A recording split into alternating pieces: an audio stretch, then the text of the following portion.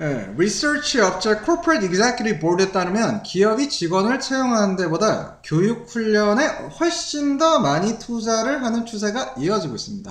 보통 기업은 기존 직원 교육에 자기들이 얼마나 많은 예산을 들이는지 자랑함으로써 자기에게 모자란 점이나 자기가 잘못한 일을 감추고 호도하는 경향이 있습니다. 결론적으로 말해 기존 직원을 대상으로 한 교육훈련 예산이 높게 잡혀 있다는 사실 자체는 그 회사가 사람에 많은 투자를 하고 있다는 증거가 될 수 없습니다. 회사가 필요로 하는 인재를 제대로 채용하지 못했다는 증거일 뿐입니다. 구글은 초기 단계에 인적 자원 투자를 집중합니다. 직원에 투입되는 시간과 비용의 대부분을 신입 직원 선발에 할당합니다. 구글이 인적 자원 관련 예산 가운데 직원 채용에 들이는 비율은 평균 기업의 2배나 됩니다. 회사가 필요로 하는 직원을 충분히 잘 뽑으면 나중에 이 직원에게 교육 훈련 비용을 그만큼 덜 들여도 된다고 믿기 때문이에요. 대부분의 업종에서 최고의 성과를 내는 사람들은 대개 새로운 일자리를 찾지 않습니다. 지금 있는 곳에서 최고의 성과를 내면서 성공을 즐기고 있기 때문이에요. 그런 면에서 어떤 회사의 인적 자원 담당자가 한창 잘 나가는 업계 최고의 인재를 채용할 가능성은 높지 않습니다. 그러나 시간을 두고 기다릴 가치는 충분히 있어요. 어떤 사람이 비범한 재능과 통찰을 갖고 있는지 알아볼 수 있는 간단한 어림짐작 방법이 있습니다. 이것은 바로 자기보다 더 나은 사람을 채용하라 입니다. 인재 채용에 보다 많은 시간을 들일 뿐만 아니라 자기보다 더 나은 사람이 나타나길 기다리기 위해서는 채용 문제에 관한 한 관리자는 자기 권한을 포기할 필요가 있어요. 구글 이사회에 참석한 인텔의 CEO이자 구글 이사회 구성원인 폴 오텔리니는 다음과 같은 결론을 내렸어요. 가장 인상적인 것은 당신의 팀이 세계 최초로 자기 복제 재능 머신을 만들었다는 사실입니다. 당신들은 놀라운 시스템, 즉 비범한 사람을 채용할 뿐만 아니라 회사와 함께 성장하면서 세대가 바뀔 때마다 점점 더 나아지는 시스템을 창조했단 말입니다. 라고 말이죠. 2006년 이전에 구글 직원들은 입사 지원자를 찾으려고 온갖 방법을 다 동원했어요. 다른 회사와 마찬가지로 구글도 주변인 평가를 했습니다. 통상적인 방식과 사뭇 다르게 지원자의 이력서를 기존 구글 직원의 이력서와 대조했어요. 이렇게 해서 만일 겹치는 부분이 있으면 해당 직원에게 자동으로 이메일이 발송되어 해당 지원자를 알고 있는지, 이 지원자를 어떻게 생각하는지 물었죠. 지원자가 제출하는 이력서는 대개 자화자찬과 과대 포장 일색이므로 이런 식의 조회가 한결 정확한 평가를 가능하게 해줄 거라고 믿었기 때문이에요. 책에서는 지역의 인재풀을 구글이 잘 알지 못하는 나라에서 리크루팅 회사가 기여하는 정도가 어마어마하다는 예를 들 때 대표적으로 우리나라, 한국이 그렇다고 합니다.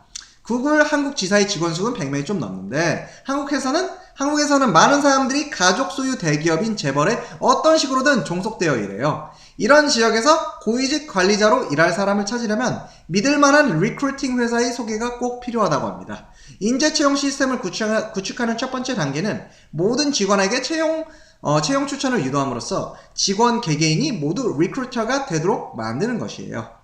회사의 규모가 커짐에 따라 두 번째 단계의 필요성이 더욱 커지는데 이것은 인맥이 넓은 직원들이 회사에서 필요로 하는 인재를 찾는데 한층 더 많은 시간을 들이도록 만드는 것이에요.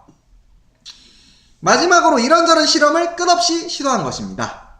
톨레도 대학 심리학과 학생인 트리샤 프리켓과 네하가라 제이는 담당 교수이던 프랭크 베르니에리의 도움을 받아 실시한 실험 결과를 2000년에 연구 논문으로 발표했습니다. 면접에서 처음 10초 만에 이루어진 판단을 바탕으로 그 면접의 최종 결과를 예측할 수 있다는 내용이었죠. 면접에 소요되는 전체의 99%는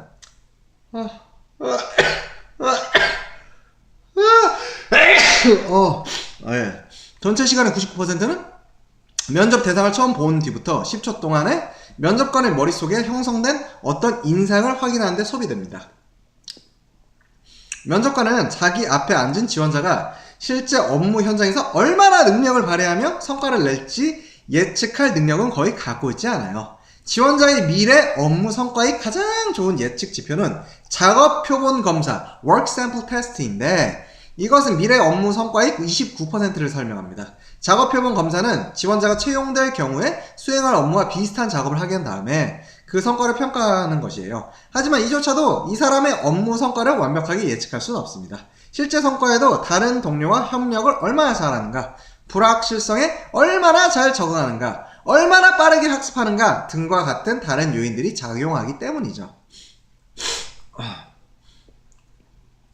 지원자의 미래 업무 성과를 예측하는데 두 번째로 좋은 지표는 종합 인지 능력인데, 이것은 업무 성과 26%를 설명해요.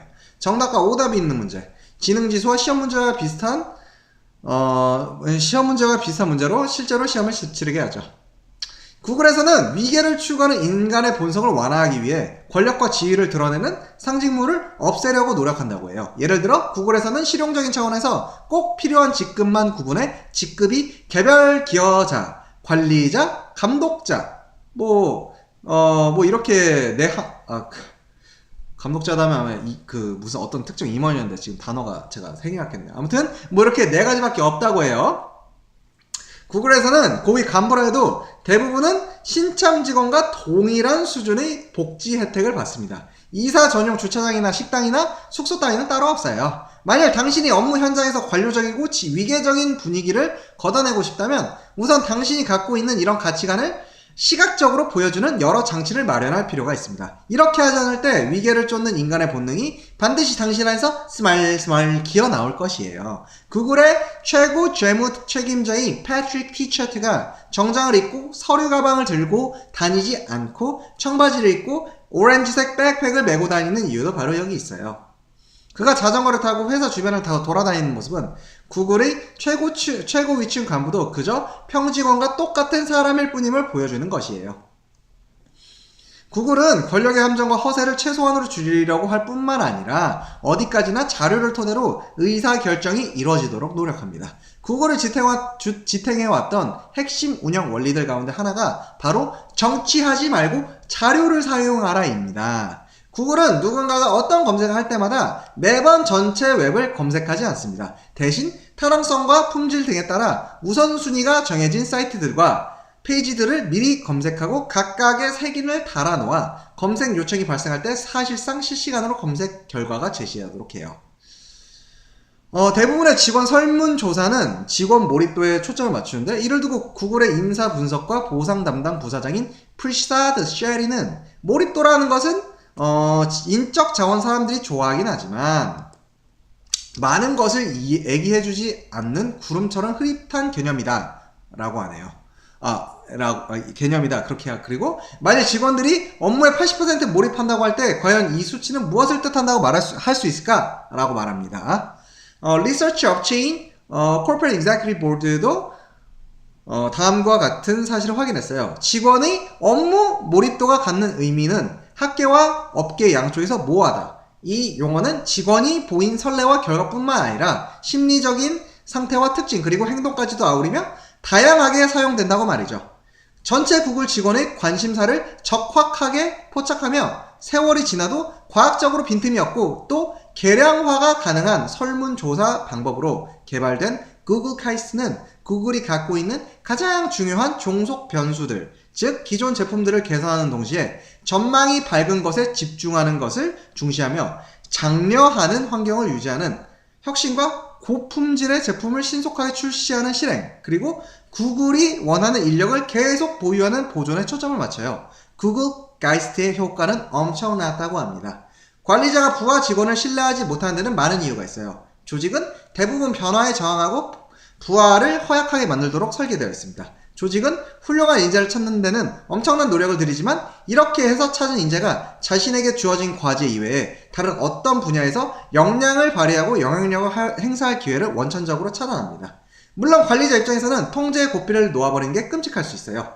어쨌거나 일이 잘못되기라도 하면 현재의 지위가 위태로워지고 경력에 오점이 생길 수 있으니 충분히 그럴 수 있습니다. 관리자가 깨닫지 못하는 사실은 통제 권한을 아주 조금 포기할 때마다 자신은 추가로 확보된 시간을 새로운 과업에 쏟을 수 있고 팀에게는 한 걸음 더 멀리 나아갈 수 있는 멋진 기회가 생긴다는 점이에요. 자, 이렇게 해서 두 번째 이제 32번째 에피소드 이제 세부 2항목이 끝났고, 다음 시간은 파트 3를 이어할게요. 감사합니다.